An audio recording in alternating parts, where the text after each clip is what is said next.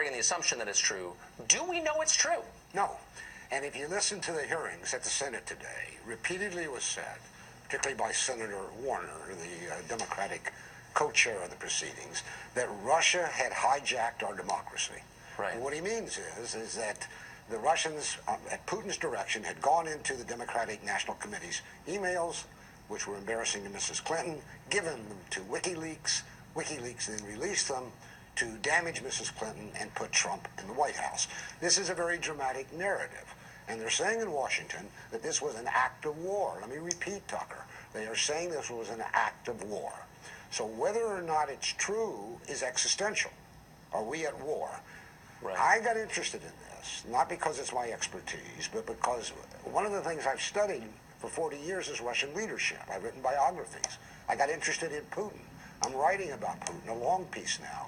So I looked into it to see if it made sense that Putin could have or did do such a thing. And I can find not one piece of factual evidence. The only evidence ever presented was a study hired by the Clintons, the DNC, to do an examination of their computers.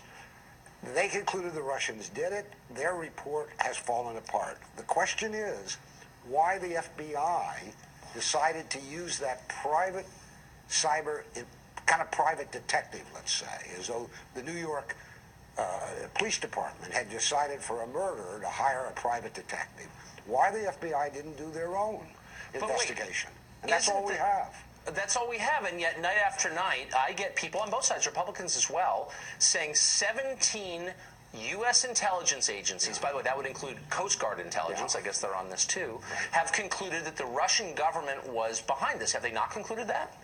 They say that, but it's bogus. When Clapper, the head of whatever it's called, Director of National Intelligence, signed that report in January, technically he represents all 17. I'll bet you a dime to a nickel you couldn't get a guest on, unprepared, who could name 10 of them. This figure 17 is bogus. But the point here is critical. The one agency that could conceivably have done a forensic examination on the Democratic computers is the National Security Agency. We learned from Snowden, they're in your computer, mine, our ePhones. Yes. Everybody else who signed that report said they were highly confident. The NSA said it was only moderately confident. You don't get married based on moderate confidence. You don't go to war with Russia. You don't stage this theater that's going on in Washington which could destroy a presidency. But there's one other thing, and let me leave you with this. When they admit they have no evidence, they fall back on something else, which I think is very important. They say Putin directed Russian propaganda at us and helped elect Trump.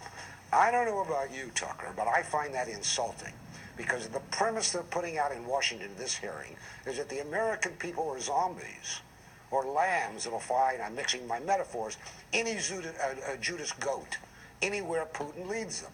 It's the premise of democracy that we're democratic citizens, that we have a BS detector in us and we know how to use it.